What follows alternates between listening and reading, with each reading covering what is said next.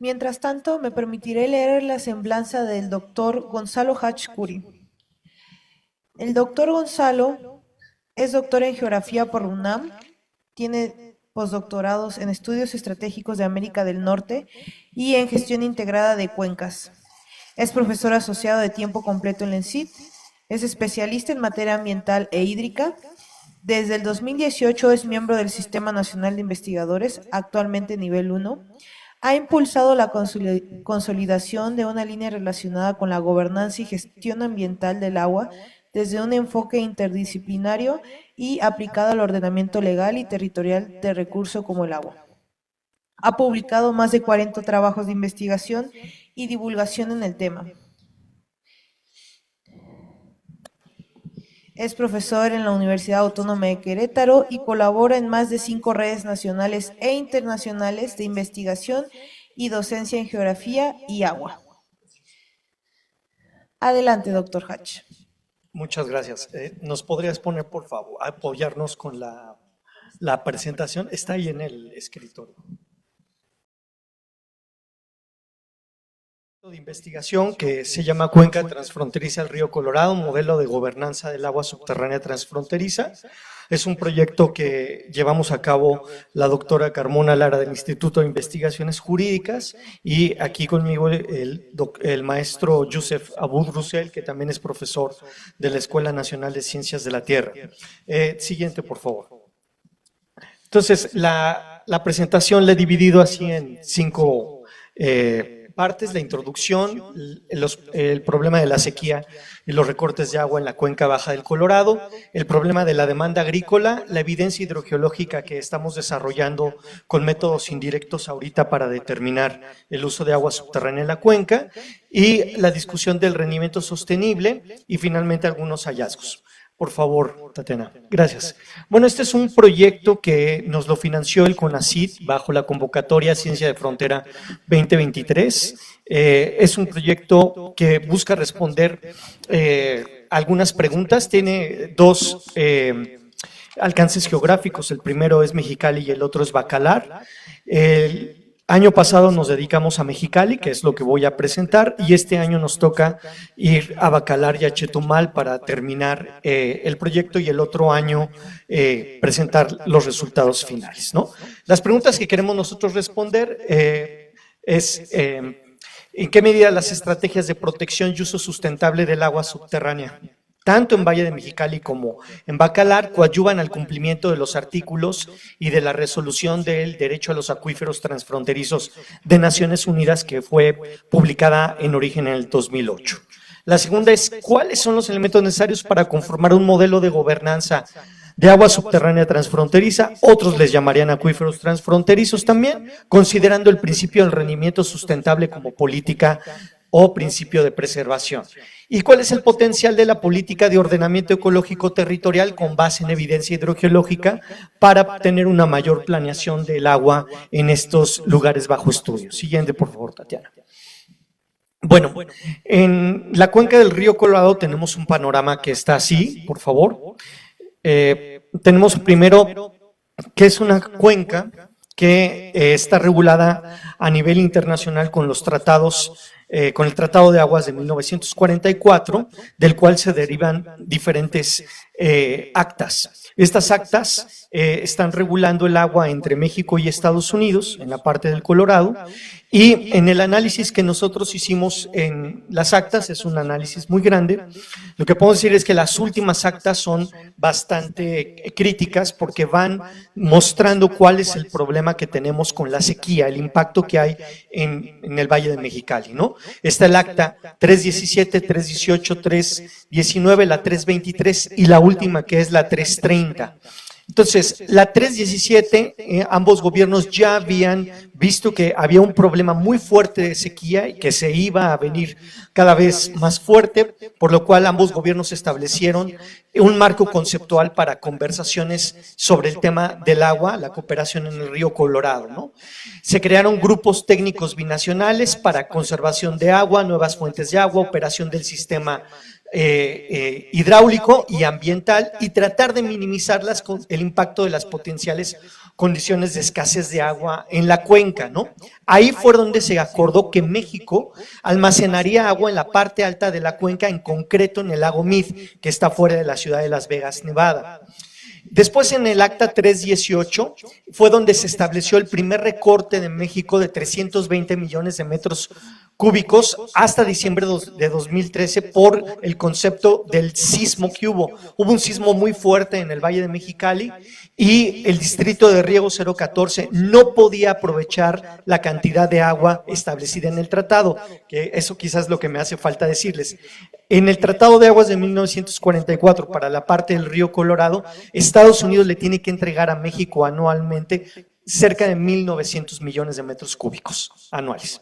Sin embargo, con el sismo del 2017, México le comunica a Estados Unidos que no puede recibir esa cantidad porque no la puede aprovechar el distrito de riego. El distrito de riego es uno de los principales consumidores. También el principal beneficiario de esta agua es la ciudad de Tijuana, a través del acueducto que va de Mexicali y que llega a Tijuana.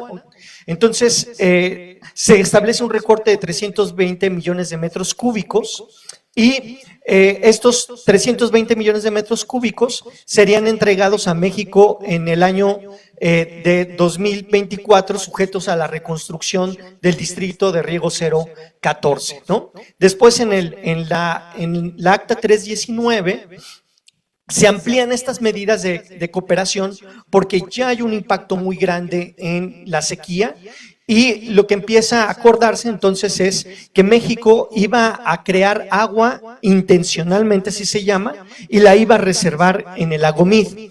Entonces, esta agua que se estaría conservando en el lago Mead, y que se vería en los recortes de agua, la forma de que Estados Unidos compensaría a México por estos recortes sería a través de dinero, y ese dinero fue, en un primer momento, se acordó una cantidad de 21 millones de dólares. Esos 21 millones de dólares se le entregarían a México para que pudiera desarrollar diversos proyectos, por ejemplo, el revestimiento del canal Reforma, la tecnificación del módulo 18, el mejoramiento ambiental ripario del Colorado y otros proyectos, ¿no?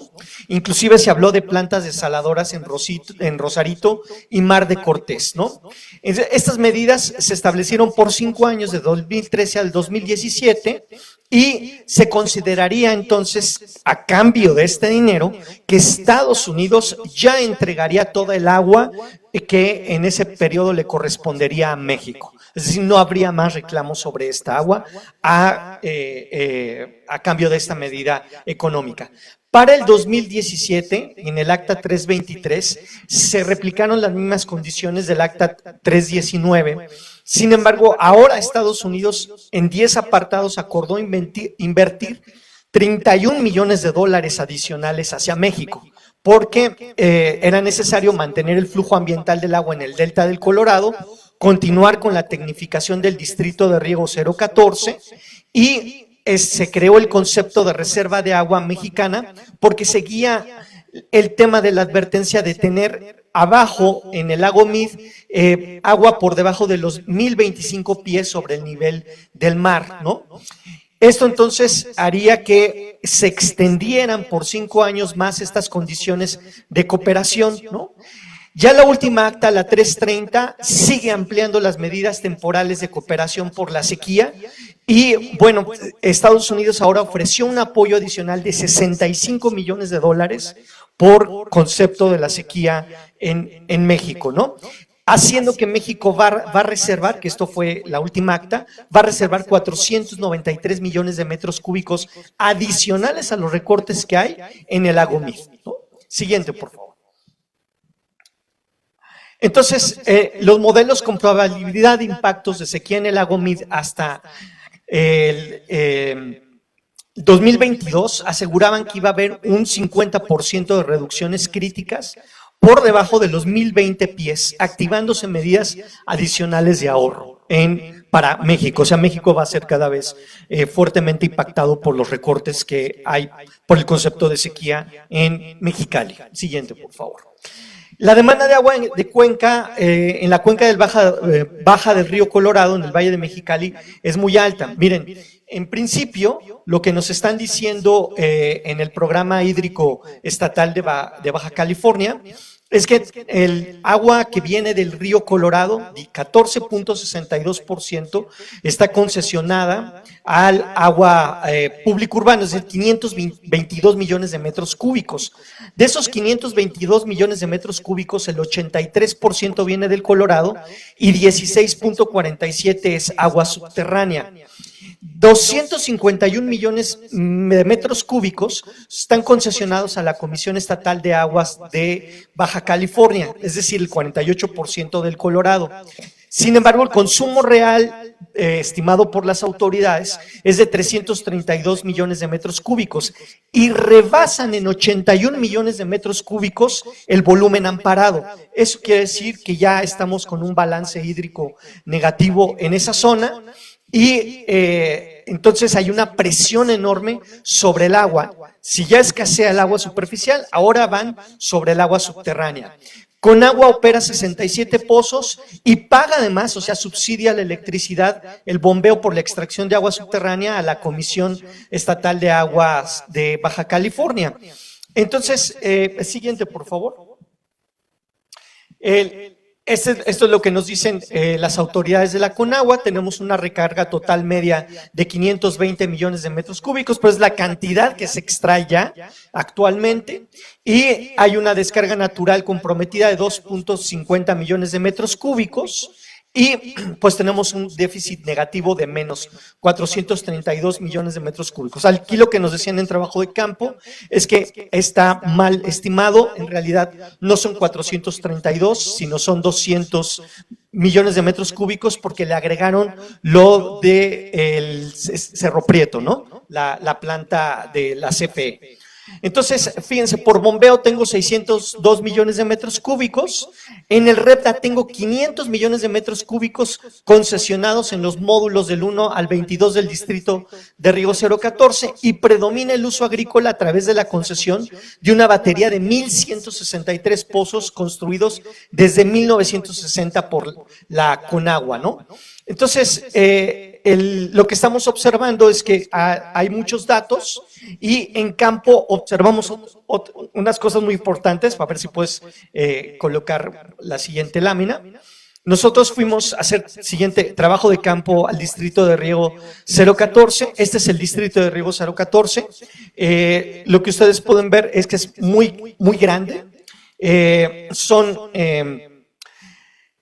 tenemos, por ejemplo, lo que nosotros hicimos fue hacer un recorrido en el módulo 16, en el módulo 4 y en el módulo 5, que son los más próximos a la frontera con Estados Unidos, y lo que encontramos solo en el módulo 4 fueron 87 pozos, aquí va entrando el agua del río Colorado, y de esos 87 pozos, que es un total, todos estos puntos rojos que ustedes están viendo, son 1,163 pozos en todo el distrito de Riego. Y que es el agua que está ayudando a suplir el agua del río Colorado, ¿no? Entonces, en el módulo 4 tengo solamente 87 y de esos se utilizan, o sea, de los 1,163 pozos se utilizan 9,629 hectáreas, son regadas con agua de pozo. Encontramos en el módulo 4 256 hectáreas en las cuales se utiliza agua del río Colorado. Pueden ver que es el agua del río Colorado es menor, es mayor el agua de pozo en el módulo 4. Y aquí tengo cultivos como espárrago, alfalfa, trigo, algodón y dátil. Siguiente, por favor. Siguiente, por favor. Por favor, sí, siéntate. No, ahí está, espérenme, ya. Ahí está. Gracias. Entonces, estos son los pozos que nosotros encontramos en el distrito de Riego, los 87 pozos que vimos en el módulo 4, no los vimos todos, sino lo que fuimos haciendo fue una selección de 12 pozos, porque es donde queremos hacer en la siguiente visita el monitoreo de agua subterránea para determinar sistemas de flujo, pero en estos pozos, siguiente, lo que encontramos es que tienen un diámetro de una descarga de 12 pulgadas, es para todos. El gasto es de, solo un pozo es de 120 litros por segundo. Entonces nosotros lo que estábamos tratando de estimar es cuál es la cantidad de agua que se está extrayendo de estos pozos, y de 1000 pozos estaríamos extrayendo al año, si lo tenemos prendido, al año cerca de 2.322 millones de metros cúbicos al año. Es decir, 4.6 veces más de lo concesionado, de lo que dice la autoridad que está concesionada el agua. Solamente ese número lo pudimos calcular en 87 pozos. Entonces, eso quiere decir que una cosa es lo que dice la Conagua respecto a lo que está concesionada en el REPDA, y otra cosa es lo que se monitorea en tiempo récord, ¿no? Nosotros estamos sacando esta estimación solamente con lo que nos dijo la autoridad, que era el gasto de litros por segundo, ¿no? Entonces, pasamos con de hecho, inclusive hicimos una solicitud a la autoridad para que nos fuera diciendo, ahí ustedes pueden ver antes, a ver si podemos ver antes,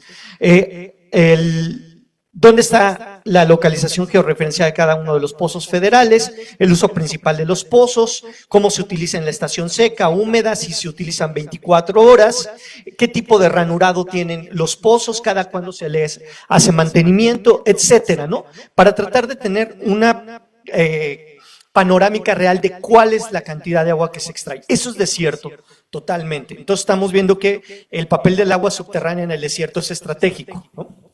Entonces, en la siguiente, por favor, vamos hacia el modelo de evidencia hidrogeológica.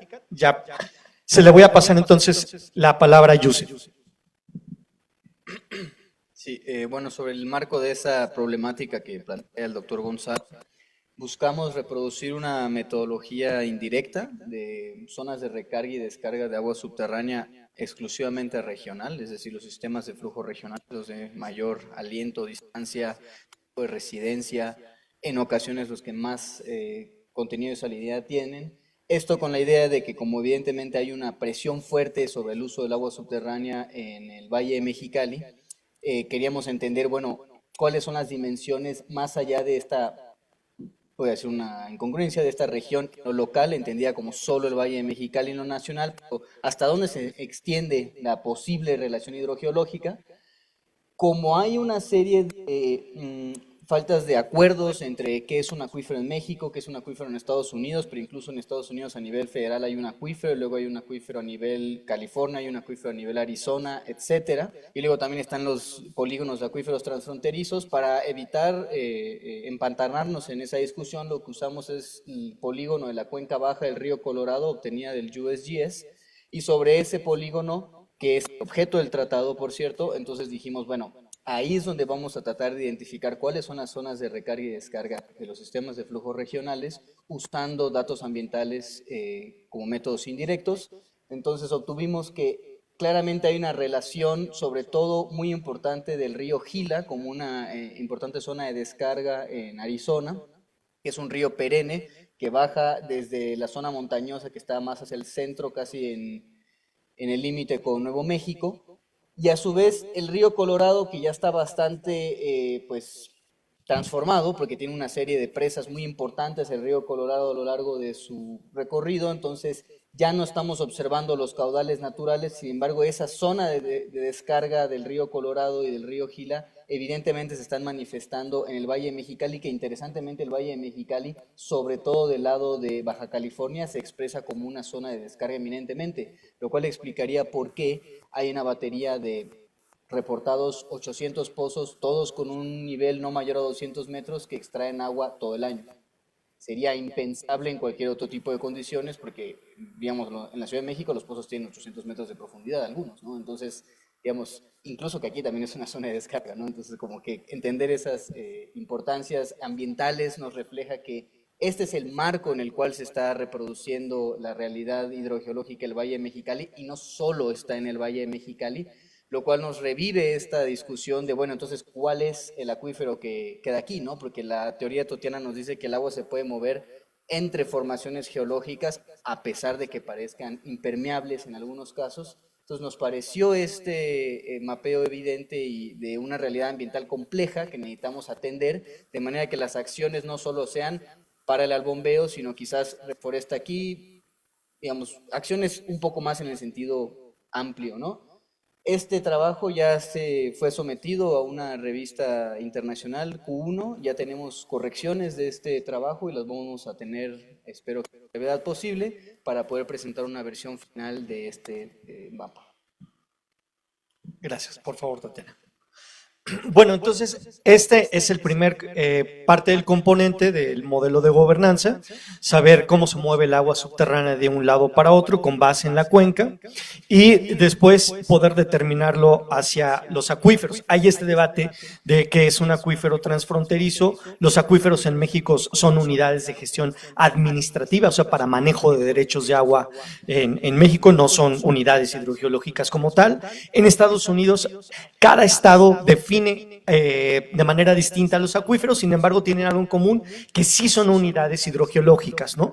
Entonces, tenemos que ajustar ese debate, pero lo más importante es, miren, ahí está el esquema que propone la resolución de derechos humanos de Naciones Unidas, que se llama el derecho a los acuíferos transfronterizos, donde lo que nos señala es que es importante caracterizar las zonas de recarga y descarga, ver cómo se mueve el agua de un país hacia otro país. Es uno de los componentes críticos, pero el siguiente, ya acabo, para el tiempo acabo, el siguiente es cómo los vamos a utilizar. Y aquí, entonces, como no hay ningún acuerdo, como está el acuerdo de Tratado de Aguas México-Estados Unidos, que es sobre agua superficial, en el agua subterránea no tengo ningún acuerdo.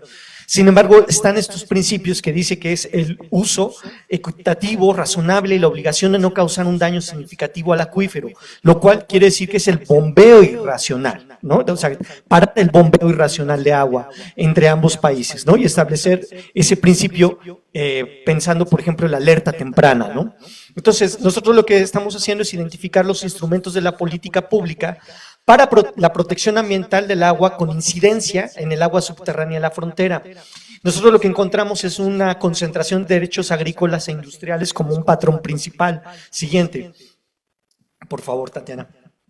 Entonces, hay muchos modelos de gobernanza, pero lo que es cierto es que están concentrados en controlar el cambio de los cultivos, cuidar el mantenimiento de los pozos, no tener mayor gasto energético y el monitoreo en tiempo récord, que es algo que, por ejemplo, en el recorrido que hicimos en el módulo 4 y en el módulo 5, pues no se ve, ¿no? Después podemos discutir por qué no hay ese monitoreo en tiempo récord, sin embargo, ahora no lo hay, ¿no? Siguiente, por favor, Tatiana. Sin embargo, eso creo que ya cae en el tema del manejo de la demanda y en el manejo de la oferta. Y esto significa poner de acuerdo a los concesionarios de agua. Parece ser que el modelo actual del manejo del agua no es exitoso y es lo que tenemos que hacer en el futuro. No puedo yo dar una receta siguiente sobre qué es lo que se debe hacer en el futuro, pero sí lo que puedo decir es que, por ejemplo, en los instrumentos de política pública ya tenemos que hablar de estos conceptos. En México no se habla del concepto de rendimiento sostenible como tal. No hay, por ejemplo, un concepto consensuado sobre la gobernanza, simplemente se entiende como un arreglo institucional entre diferentes actores y ahí hay diferentes posiciones, ¿no? No está definido, por ejemplo, el principio de alerta temprana como tal en la Ley de Aguas Nacionales, eso se tendría que insertar, ¿no? Siguiente, por favor. Entonces, son muchas cosas las que podemos discutir. Yo creo que yo lo voy a dejar hasta aquí y en el futuro podemos discutir cuáles son las imágenes, los enfoques y las visiones sobre el rendimiento sostenible entre ambos países, que es lo que estaría enmarcado aquí en el Tratado de Aguas de 1944 y que falta discutir en materia de agua subterránea. Muchas gracias.